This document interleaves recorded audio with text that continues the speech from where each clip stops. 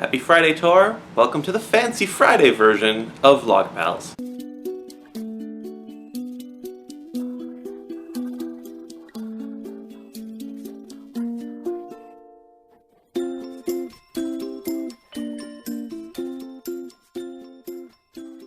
Your first question was, how many ideas do I have for video games at the moment written down? That is a two-part question.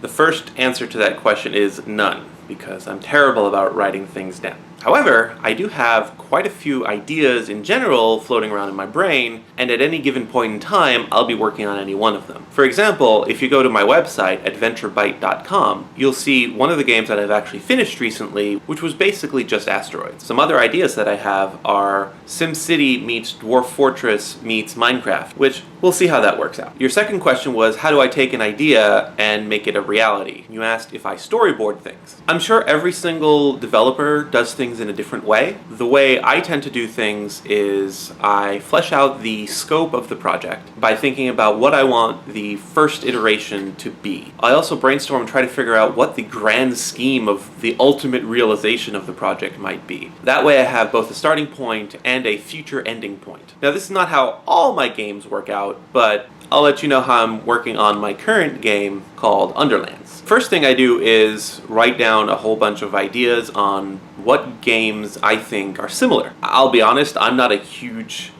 inventive person. I like to take ideas that have been tried and tested in the past and refine them and make them something I would want to play. The next step is to build some sort of engine, some sort of game world that functions within the rules of what I wanted to do. For the Asteroids game, this was basically just a square world where the asteroids bounced around in quick succession. For Underlands, it's a bit more complicated as I need a procedurally generated three-dimensional-ish world. While the game itself is going to be two-dimensional, there will be a Z-axis where the players can go up and down, climbing and going deeper into the terrain. To do this, I do a lot of research. I look at other games, I look at other solutions, I ask a whole bunch of math questions on forums.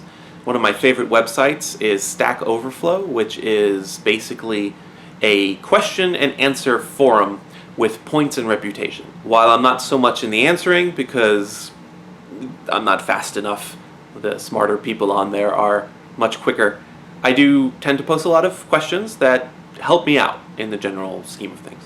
The program that I'm currently using to build games is called Unity, or Unity 3D. Unity 3D has been a real boon to the indie game industry, basically making a very simple to use, quick but versatile game engine for any type of game you might think of. The best part about it is that it's free. Well, somewhat free. The base version is free, but it lacks a lot of special features that you might want to see in some of the more popular games. But for my purposes, it's perfect. Unity supports two languages, C# and JavaScript, which is not really a language, it's a scripting language. But it's simple to use and easy to learn. I started with JavaScript. Some people call it Unity script when it's used in Unity. After taking several courses in learning C#, I can't imagine using any other language. While I do have some experience with C++ and other C languages, including the real Java, which is the language that the internet is built on at the moment, C# is much more user-friendly and forgiving for mistakes. Lastly, you take an idea, you put a bunch of features into the world, you save it, you export it, and you see if you like what you have. For the Asteroids game, I was actually quite pleased. It works, and it was fun, and while the code might not be super elegant, it has burned away several hours of my life just me playing it on my website. So that's that. I have a party to go to, as you can clearly see. I hope to see you on Tuesday, and happy holidays!